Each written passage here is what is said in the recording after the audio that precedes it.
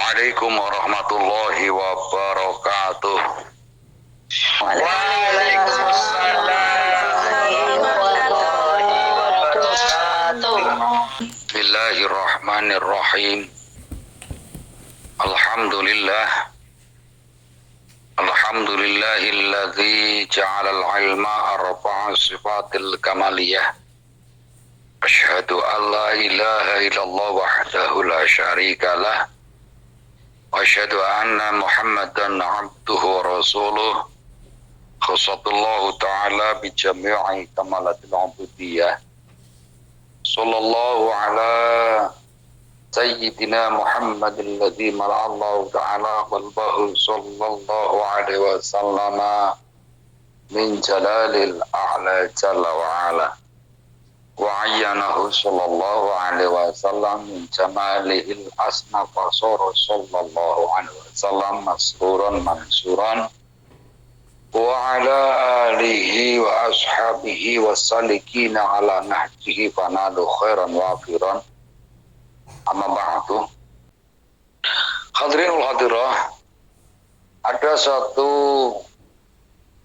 firman Allah yang di situ disebut dengan hadis qudsi, disebutkan ya ibadi inni haramtu dzulma 'ala nafsi wa ja'altuhu bainakum muharraman fala tadzalamu.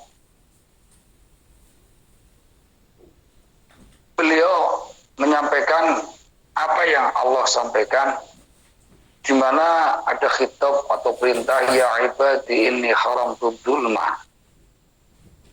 Wahai hamba-hambaku sekalian, sungguhnya aku Allah telah mengharamkan berbuat zalim atas diriku. Inni haramtu dzulma 'ala nafsi wa ja'altuhu bainakum muharraman fala tadzalamu. Sehingga Allah juga mengharamkan berbuat zalim atas berbuat zalim di antara kita. Atau dengan bahasa lain, Allah mengharamkan kita berbuat zalim kepada Allah. Tentunya apabila kita berbuat zalim kepada Allah, itu adalah mengingkari dari apa yang telah Allah berikan kepada kita. Tidak melaksanakan perintah-perintah Allah, itu pun bagian daripada zalim terhadap Allah. Dan kemudian apabila kita kita tidak boleh berbuat zalim terhadap diri kita. Itu antara lain kita menyombongkan diri dengan segala apa yang ada pada diri kita. Baik kemampuan, secara keilmuan, entah itu keilmuan duniawi maupun ukhrawi, atau keilmuan tentang duniawi maupun tentang religi. Kita diberikan kefahaman tentang misalnya teknik, kita diberikan kepahaman tentang konstruksi bangunan gedung maupun yang lain, kita diberikan kepahaman tentang elektronik misal, dan itu mengingkari bahwa itu adalah ziyadah atau tambahan ilmu yang Allah berikan melalui perantaraan yang kadang kita tidak menyadari, dan kadang kita malah seolah-olah membanggakan diri bahwa saya itu cerdas, saya itu tangkas, saya itu lihai, saya coming, dan lain sebagainya. Itu bagian dari hal yang disebut sebagai zalim terhadap diri sendiri, menganiaya diri kita sendiri, dan juga zalim terhadap sesama. Sesama itu ureanya termasuk sesama makhluk, baik yang ada pergerakan yang kita ketahui secara kasat mata atau secara jelas, ada pergerakan suatu kehidupan, bisa bergerak, bisa jalan, misalnya bisa berdiri, bisa duduk seperti halnya manusia atau seperti hewan misalnya. Itu juga ada suatu pergerakan itu pun tidak boleh zalim. Demikian juga kita juga tidak boleh zalim terhadap makhluk yang Allah ciptakan, yang di situ baik kita sadari maupun tidak kita sadari, sebenarnya makhluk tersebut ada satu pertumbuhan yang mana pertumbuhan itu melalui beberapa cara yang di situ misalnya dibahas di dalam biologi misalnya. Itu dengan fotosintesis, menyerap suatu sari-sari makanan yang di situ diserap melalui bantuan sinar matahari, yang dimana di situ fotosintesis membuka dan kemudian menyerap sari-sari makanan, akhirnya ada suatu pertumbuhan untuk tumbuhan.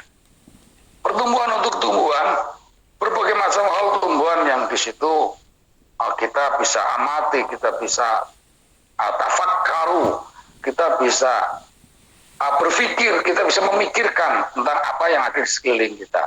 Entah itu buah-buahan, entah itu biji-bijian, dan lain sebagainya, termasuk tumbuhan padi yang menjadi mayoritas dari makanan pokok bagi orang Indonesia. Nah, pertumbuhan ini tadi kalau saya dengarkan dari sang mukaddimah, maka di situ mengajak berlogika bahwa kita harus menghargai apapun bentuknya, dengan kita berpikir bahwa ini merupakan suatu proses, butuh proses sehingga menjadi suatu barang. Ada satu pergerakan yang mana pergerakan tersebut secara rasional, secara ilmu biologi, ini melalui beberapa proses, baik proses penyemaian, proses penanaman, proses pemupukan, dan seterusnya, sehingga pada menuai daripada hasil dari proses yang dari awal. Sehingga di situ ada satu rasa menghargai. Satu. Kedua, ada rasa tafakaru. Ada rasa yang di situ berpikir tentang keagungan Allah dengan melalui ciptaan yang Allah ciptakan. Jadi bukan hanya semata-mata kita menanam misalnya, dan kemudian tumbuh berkembang baik dengan segala hasil upaya. Nah kalau saat ini khususnya di daerah Cilacap, itu ada beberapa area persawahan yang di situ beberapa kali tanam dan kemudian mati, beberapa kali tanam mati. Itu saya hitung ada tetangga yang udah 3 kali tanam dan kemudian ada hujan, karena memang di Indonesia khususnya di wilayah Cilacap itu cuacanya lagi ekstrim. Bentar hujan dan kemudian tidak turun hujan, kemudian ada petir dan sebagainya. Bahkan di Cianjur kemarin bukan hanya sekedar hujan saja, tapi ada gempa yang 6 sampai lebih skala Richter, sehingga banyak saudara-saudara kita yang di situ meninggal dunia akibat daripada gempa tersebut. Sehingga di situ apabila kita kembali pada berpikir, kita diberikan suatu kenikmatan yang Allah berikan kepada kita. Alhamdulillah di Taiwan misalnya tidak sampai pada hal yang di situ kurang makan. Dan kemudian ada saudara-saudara kita yang di situ sedang tertimpa musibah yang tadi saya katakan di Cianjur sedang gempa. Dan kemudian kocar-kacir, tunggang langgang, luluh lantak. Sehingga di situ sangat-sangat membutuhkan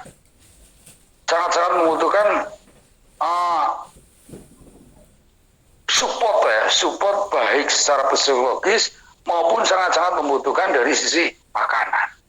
Ini bisa menjadi ajang kita untuk berpikir bahwa segala sesuatu yang kita peroleh, segala sesuatu yang kita konsumsi, ini tadi tajuknya atau judulnya itu melalui proses.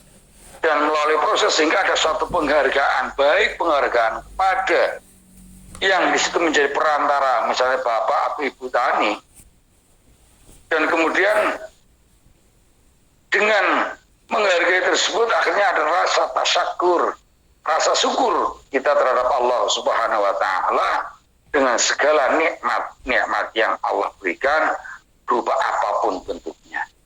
Dan tentunya dengan melihat kita atau dengan kita melihat tetangga kita atau saudara kita yang di mana tadi saya katakan tergoncang gempa sampai 6,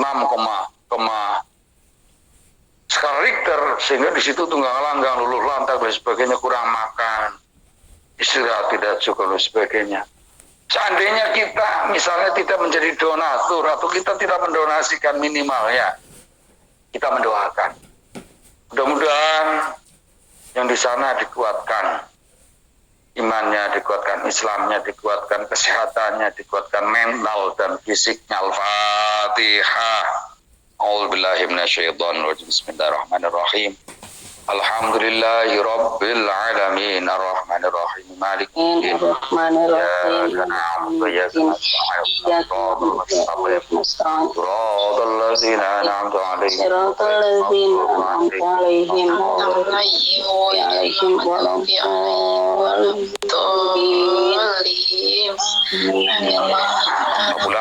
Amin ya rabbal alamin. Hadirin wal hadirat teman-teman semuanya. Mohon maaf tidak saya sebutkan namanya satu persatu, yang jelas semuanya saja di situ apabila kita membahas tentang tadi apa yang saya sampaikan bahwa Allah menurunkan satu utusan, Allah menurunkan utusan untuk kita, untuk umat akhir zaman, di mana sering kita sebutkan dulu mati ila nur, sebagai penerang dari semua penerang kegelapan. Sehingga di situ beliau Rasulullah SAW menuntun, mengajak, memberikan suatu contoh yang mana contoh dalam kehidupan kita sehari-hari, baik di situ contoh yang terkait dengan makan, terkait dengan minum, tidur, beribadah dan lain sebagainya.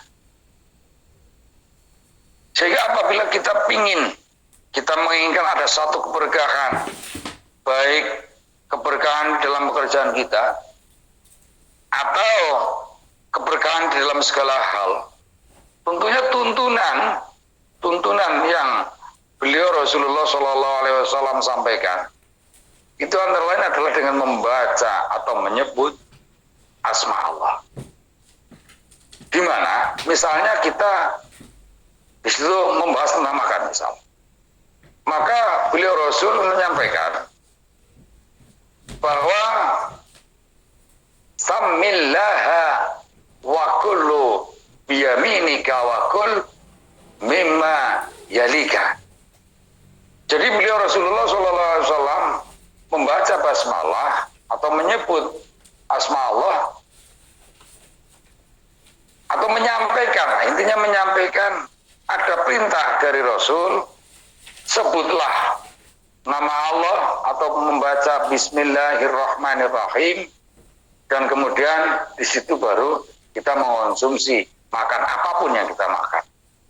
Artinya apapun yang kita makan, misalnya bingkan lah, nasi lah, daging lah, dan banyak yang lah. Jadi sebutlah nama Allah atau bacalah basmalah, Bismillahirrahmanirrahim, dan makanlah dengan tangan kananmu. Jadi bukan hanya sekedar kita misalnya menghabiskan makanan sampai bersih banget, itu tidak. Tetapi ini urean atau urutan, runtutan, atau di situ ada tadi bahasa yang tadi saya sampaikan, ada rangkaian yang harus kita tabuh, sehingga di situ baru ada suatu keberkahan. Bukan hanya sekedar kita misalnya sekonyong-konyong langsung makan dan kemudian habisnya sampai misalnya sisa makannya ada di piring itu misalnya dijilati misalnya. Itu bukan hanya seperti itu, tetapi di situ seperti halnya kita menanam padi, kita menanam sesuatu, itu ada proses-proses yang mana tahapan-tahapan dari tahapan 1, tahapan 2, tahapan 3 dan seterusnya sampai pada kita makan. Maka tentunya itu tidak bisa terlepas dari nama Allah. Apabila kita mengharapkan keberkahan dari segala hal, baik itu makan, baik itu minum, pekerjaan, perjalanan dan lain sebagainya. Sehingga proses itu jangan pernah kita tinggalkan apabila kita menginginkan suatu keberkahan dari apa yang kita lakukan. Jadi di situ disampaikan oleh Umar ibnu Salamah bahwa beliau Rasulullah menyampaikan asamillaha wa kul biyaminika wa kul mimma yalika. Hadis muttafaq alaih. Dan ada hadis lagi yang menyampaikan dari beliau Aisyah radhiyallahu anha. Beliau Rasul menyampaikan, "Idza akala ahadukum falyadhkuris mallahi ta'ala." Jadi apabila kita makan, bacalah basmalah. Tetapi ada kalanya kita sebagai seorang yang di situ memang ditakdirkan, ada kalanya kita lupa, ada kalanya kita salah. Maka dikala kita salah, apabila kita lupa, fa in nasiya ayyad kurismallahi ta'ala fi awwalihi falyaqul bismillahi awwalahu wa akhiruhu. Jadi apabila kita misalnya sedang makan, tentunya tadi saya sampaikan dengan berbagai macam proses, membaca basmalah, atau kita mengangkat piring misalnya, di situ dikasih nasi lauk, alhamdulillah, dengan membaca alhamdulillah atau alhamdulillahirabbil alamin, dengan rizki yang engkau berikan, dan kemudian kita mengharapkan keberkahan dari rizki tersebut, misalnya begitu. Jadi ada tuntunan di mana tuntunan di situ sebelum kita makan, di samping kita membaca bismillah, dan kemudian juga ada tuntunan dikala kita mengangkat piring atau mengambil makanan, dan kemudian kita membaca hamdalah. Intinya kita jangan pernah, apabila tidak lupa, kita jangan pernah melupakan mengawali sesuatu apapun pekerjaannya dengan menyebut nama Allah. Dan apabila kita lupa, maka sesuai dengan tuntunan hadis dari Aisyah radhiyallahu anha, maka kita dianjurkan untuk membaca bismillahi awwalahu wa akhiruhu. Jadi ada satu hadis juga yang menyampaikan bahwa setan itu mengintip, setan itu membuntuti kita. Apabila kita masuk rumah dan kemudian setan itu mengintip atau membuntuti kita, maka setan menyampaikan, apabila ia tidak menyebut nama Allah masuk rumah, maka kita boleh membuntuti masuk rumah.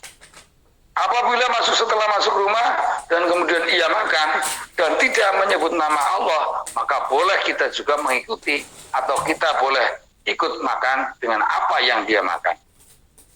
Dan kemudian disampaikan bahwa apabila kita lupa, maka tuntunannya adalah kita membaca bismillahi awwalahu wa akhiruhu. Sehingga di situ pernah suatu ketika Rasul mendapati sahabatnya yang tadi saya katakan, antara lain manusia itu adalah tempatnya salah dan lupa. Maka ada beberapa nasi yang masih ada di piring, 2 suapan di dalam keterangan. Maka sahabat itu membaca bismillahi awaluhu wa akhiruhu. Maka beliau Rasul tersenyum. Dan setan-setan yang ikut makan tadi, karena tidak membaca basmalah, maka ia memuntahkan makanan-makanan yang ikut serta dimakan dari orang yang tidak membaca basmalah. Dengan kata lain, apabila di situ kita membaca basmalah, maka setan itu akan menyingkir, tidak ikut lambruk apa bahasa ini, lambruk intinya seperti itu.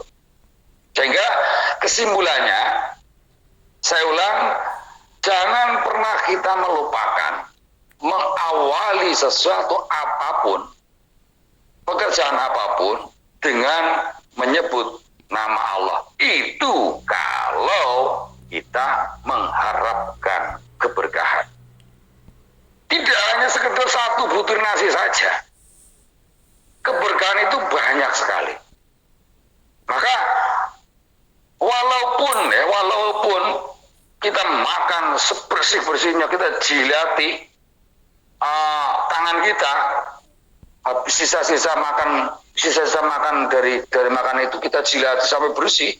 Dan kadang-kadang misalnya kalau candaannya Ustadz Wijayanto itu temannya suruh jilatin misalnya kalau kurang bersih, itu pun tidak menjamin suatu keberkahan, karena apabila di situ tidak diawali dengan membaca atau menyebut nama Allah. Sehingga rangkaian atau tahapan untuk mencari keberkahan awalnya adalah jangan pernah lupa menyebut nama Allah untuk mengawali sesuatu pekerjaan apapun bentuknya. Khairul kalam, subhanakallahumma bihamdika asyhadu an la ilaha illa anta astaghfiruka wa atubu ilaik. Assalamualaikum warahmatullahi wabarakatuh. Waalaikumsalam warahmatullahi wabarakatuh.